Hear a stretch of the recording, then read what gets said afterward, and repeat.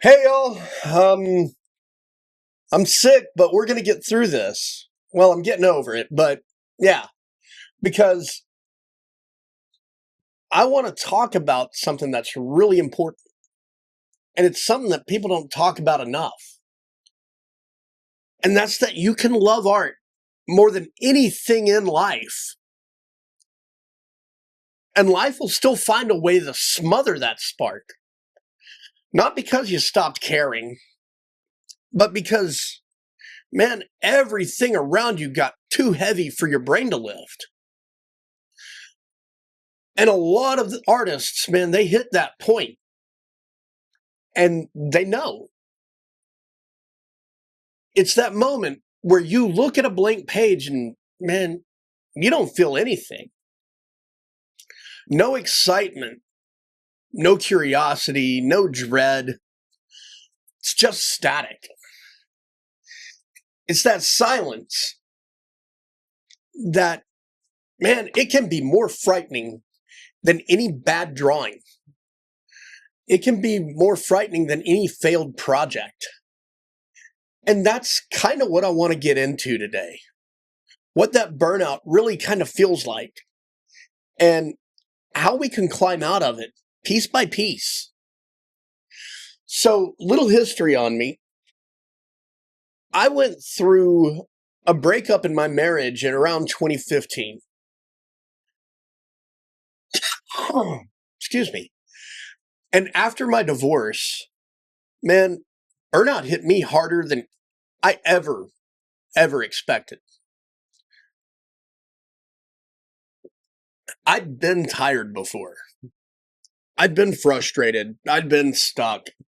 But man, this was a whole different animal. This was full system shutdown. I'd go into the shop and, man, I'd tattoo on autopilot. Obviously, I was doing the work because I knew what to do, even when the rest of me wasn't 100% there.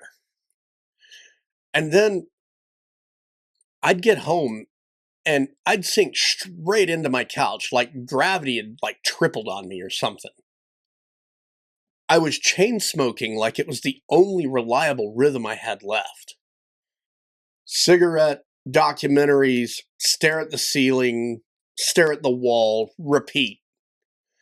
And man, the documentaries weren't even anything really uplifting. It was all basically World War II shit.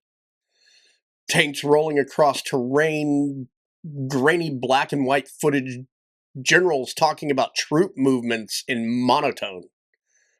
I absolutely. Damn. Told you I'm sick. I'd absorbed so much of that stuff that I probably could have taught a lecture series on it all. And during all of that, man, I wasn't drawing. Not for fun, practice, not I wasn't even doodling, man. There was no desire there. It was all gone. And that was the part that really messed me up. Not that I couldn't draw. I didn't want to. And when you've built your entire life around being an artist, oh, I need to readjust here. That emptiness, it feels like you're losing a piece of yourself. You can't easily get it back. It felt like someone turned the lights down on my entire personality. And then, honestly, they forgot to tell me where the light switch was. Excuse me. God, I'm just all kinds of all over everywhere. But here's the thing, though. Burnout taught me that losing the desire to make art doesn't mean you've lost the part of you that is an artist. That part doesn't disappear. It just goes quiet a little bit. It hides. It kind of waits. And as strange as it sounds, that silence is often just your system asking for a break that you never knew you needed to give it. Getting out of that place, man, it didn't happen because of inspiration or some sudden artistic awakening. It happened out of irritation. It was frustration with myself for how small my world had gotten. One night after another lineup of documentaries and, man, enough cigarettes to make a brick wall. Something inside me, man, it just finally snapped a little bit. It wasn't like this dramatic movie kind of thing. It was more of a, I can't keep doing this, man. So I picked up a little pen, just a little ballpoint pen. Not because I felt creative or had any kind of an idea. It was just because I didn't want to feel like I was a ghost or something just sitting in my own skin anymore. And that first sketch, was nothing to write home about. It fought with me the whole time. It looked like it was drawn by someone who'd forgotten how to be an artist. But it was something. And the night after that, I made another doodle. And the ember that had kind of gotten dim, it caught a little draft of air. And that's how these things start. Not with fireworks, but with a little flicker. But here's the part that I really want to share with you, because this was the game changer. Getting my passion back didn't come from just drawing again. It came from rebuilding the other parts of my life that burnout had hollowed out. I started a fitness routine. I started going to the gym. Not because I cared about getting ripped or anything like that, but because just moving around made me feel present again. I mean, honestly, there's something about lifting and walking or whatever. It interrupts that numbness. Your body will wake up first. And sometimes your mind follows a little bit later. That strength, it builds confidence. And that confidence gives you enough room to pick a pencil back up again without dreading whatever's going to come out. And then after that, little bits and pieces here and there started getting a little better. And then I had the opportunity to go to the UK. And man, that trip, it popped something in me. Just being in a place that wasn't in my normal routine. Hearing people talk in ways that I wasn't used to. Seeing streets and buildings and, well, artwork that was older than anything in art in my home nation. Obviously, I'm an American.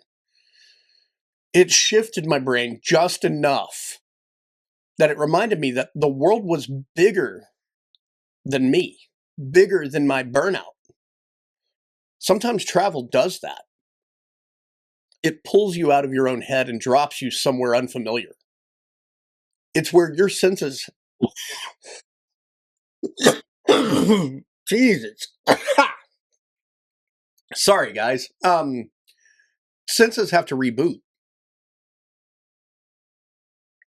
And that reboot, man, it made more of a difference than I expected.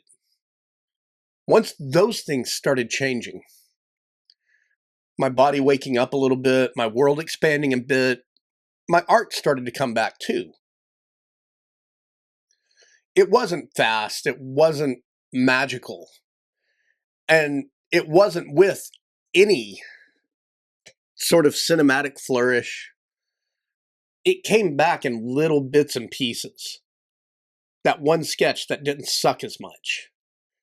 That one little bit of curiosity, that one moment, that drawing that didn't feel like a chore. It was slow, but it was real. And that's why I'm sharing this. That's why I'm on here sick as a dog talking. Burnout can make you feel like something in you died. Like the passion you had isn't coming back. But passion Man, passion it's not a flame that burns out forever. It's a spark. It's an ember that sits there and waits. You don't use force to revive it. You revive it by actually getting out and living again, by shaking up your body, your routine, your environment, hell, your expectations, by allowing yourself to be a human instead of expecting yourself to be some kind of machine that constantly produces.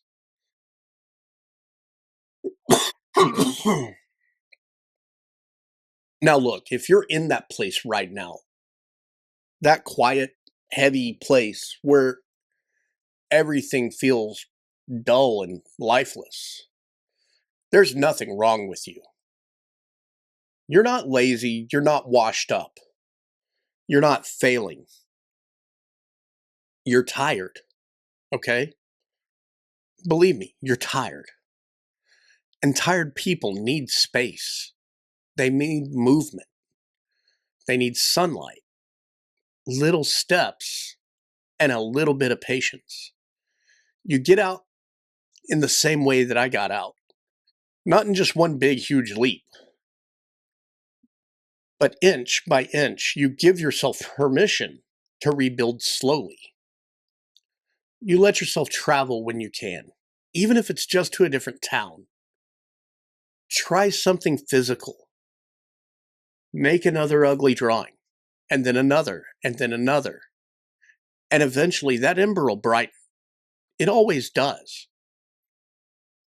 All right, y'all. So I'm going to go take some meds and try to get ready to go to work. But I just want to say thanks for hanging out.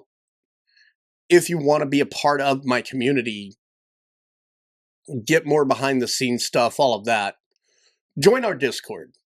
You can join the polls in there to help me figure out what I'm going to draw or what I want to talk about.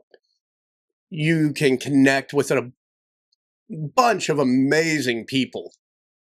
And all of that stuff is, there. If you want to check out, the link is in my, the link's in my profile. It's in my channel description. That's what I'm trying to say. I'm still getting used to this. Excuse me. And if you liked it, if you like this video, if you like listening to me cough and complain about being sick, please like and subscribe it. It really does help. And again, I just want to thank you guys for being a part of this weird midlife crisis that I'm going through, I guess. And as always, get out there and embrace the suck. Make bad art. And I'll see you guys next time, okay? Bye.